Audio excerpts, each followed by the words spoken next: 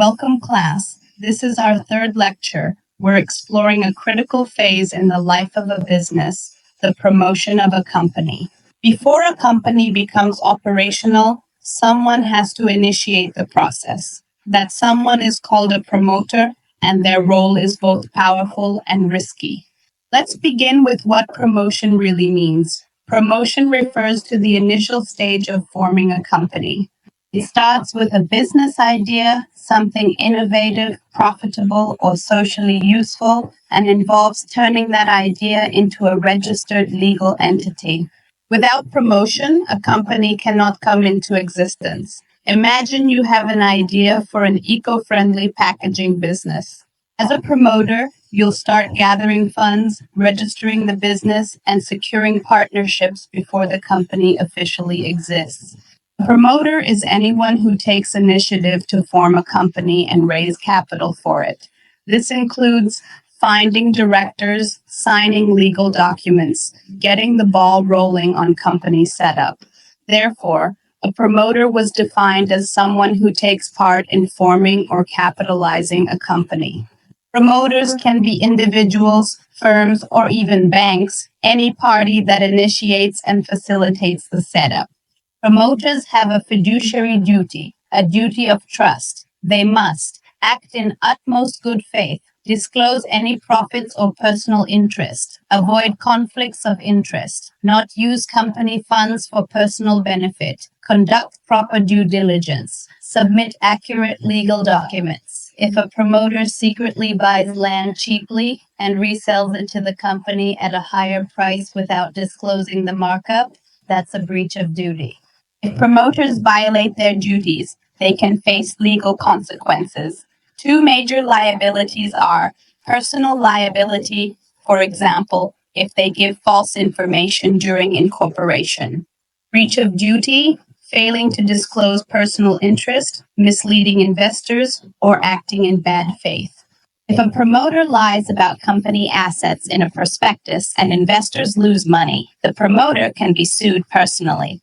Let's summarize the practical role of promoters. Raise capital and appoint directors. Prepare legal documents like the memorandum and articles of association. Secure premises, licenses, and equipment. Handle legal formalities. They are like architects of a company. They draw the plan and build the foundation. If a promoter breaches their duties, the company has several legal remedies. Account for secret profits. The company can demand the return of hidden earnings. Damages for any loss due to misrepresentation or non-disclosure. Rescission, canceling contracts entered in bad faith. Negligence claims. If the promoter acted carelessly, like by overpaying for assets. If a promoter overpays for office space they personally own, the company can sue for damages. Now you may ask, do promoters get paid? Not automatically. They can only be paid if a contract permits it, may receive commissions or shares if approved in the Articles of Association in a case, Touche v. Metropolitan Railway, court said promoters deserve fair reward, but only if properly disclosed. Let's look at pre-incorporation contracts. These are contracts made before the company is legally formed. They are not binding on the company because the company didn't legally exist yet. However, the promoter is personally liable under such contracts. Example, if a promoter rents office space before registration, they, not the company, are legally bound by that lease. Let's look at landmark cases. Kellner v. Baxter, 1866. Promoters were personally liable for hotel goods ordered before incorporation. Natal Land Co. v. Pauline Syndicate, 1904. A company cannot adopt pre-incorporation contracts. Newborn v. Sensolid, 1954. Contract invalid if not signed in the correct legal capacity. These cases highlight the risks promoters take when acting before the company exists. Signature matters in pre-incorporation. This is often overlooked, but very important. A valid signature should read, for and on behalf of XYZ Limited. Signed, John Doe, promoter. An invalid signature would be XYZ Ltd. John Doe, Director. Why? Because the company doesn't exist yet, and Doe isn't legally a director. Novation, a way to bind the company. So how can the company become legally bound later? Through novation. This means creating a new contract between the newly formed company and the third party.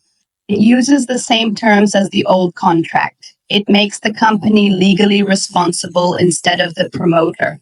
Let's look at these case examples. Re Northumberland Ab Hotel, 1886. Novation means no contract with the company. Howard v. Patent Ivory Co., 1888. New agreement signed after incorporation is valid novation. Bottom line, no novation, no company liability. Let's summarize today's key points. Promotion is the first stage of forming a company. Promoters play a critical role, but must act in good faith. Pre-incorporation contracts are not binding unless there is novation. Promoters can be personally liable if duties are breached. Always review contracts and signatures carefully to avoid legal trouble. Think about these questions. If you were a promoter, what steps would you take to protect yourself legally? Why is novation important for business continuity? Can a promoter also become a director later? What challenges might arise? Thank you.